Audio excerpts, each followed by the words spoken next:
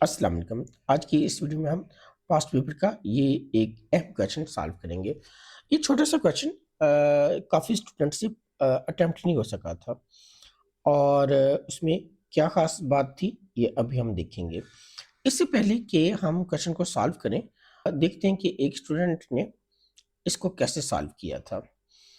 अगर आप इस सॉल्यूशन की तरफ देखें तो स्टूडेंट ने इसमें ये किया कि a/5 और 10 पावर -7 ओवर 10 पावर b को अलग-अलग लिख लिया इस तरह से।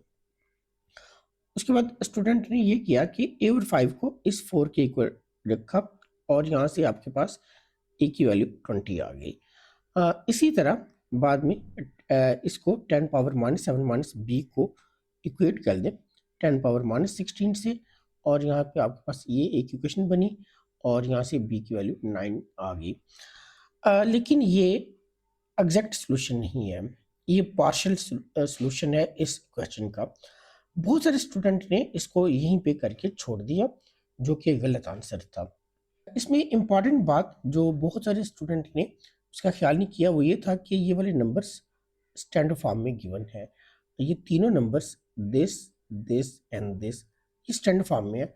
अगर ये स्टैंडर्ड फॉर्म में है तो फिर ए की वैल्यू कभी भी 10 से बड़ी नहीं हो सकती थी, जबकि यहाँ पर ए की वैल्यू वो 20 आई हुई है। तो इस बात का ख्याल नहीं रखा गया।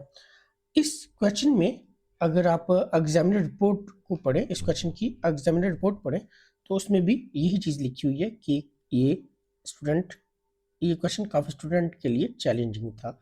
बहुत सारे स्टूडेंट ने जो है वो ए की वैल्यू 20 निकाली, कुछ ने बी की वैल्यू -7 फाइंड कर ली। अब हम देखते हैं कि इस क्वेश्चन को कैसे सॉल्व किया जा सकता है और ए और बी की वैल्यूज़ कैसे आएँगी। सबसे पहले तो ये करें कि इस डिनोमिनेटर को दोनों तरफ मल्टीप्लाई कर दें। ऐसा करने से आपके पास जो इक्वेशन बनेगी वो बनेगी a इंटू 10 पावर -7 इंटू ये 4 ओरिजिनल इक्वेशन जो इस तरफ है पहले से ही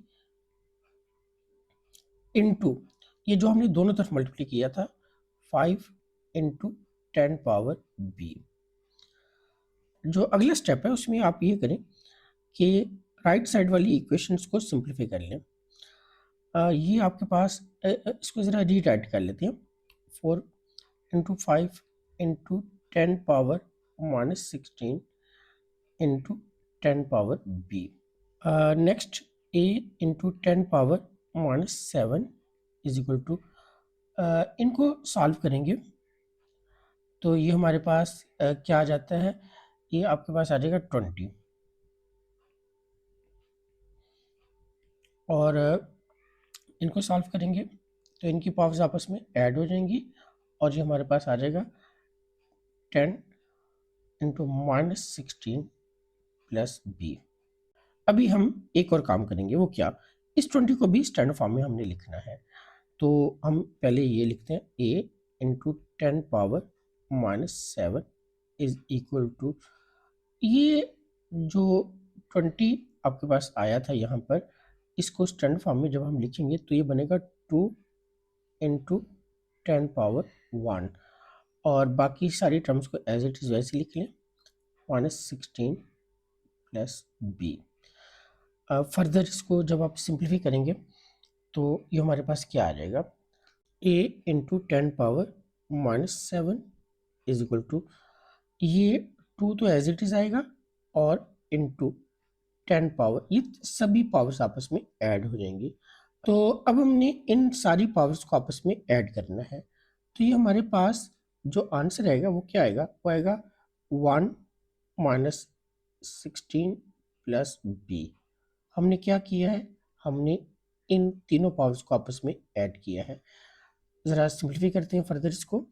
हमें दोनों साइड्स लिखनी है ताकि बाद में हम कंपेयर कर सकें। तो ये आपके पास 2 इंटू 10 पावर, ये अगर आप इसको सिंप्लीफाई करते हैं तो क्या बनता है 1 -16, ये -15 आ जाएगा आपके पास, -15 प्लस b। अब देखिए हम इजीली कंपेयर कर सकते हैं। यहाँ पर आपके पास जो a की वैल्यू है वो 2 के इक्वल है, so just write a is equal to 2। ये हमारे पास वन ऑफ द आंसर आ गया है। इसी तरह अब आप 10 की पावर को देखें, यहाँ पे -7 है और 10 की पावर, और यहाँ पे आपके पास 10 की पावर -15 प्लस बी है। तो इनको हम इक्वेट करेंगे तो ये हमारे पास बनेगा -7 is equal to -15 plus B.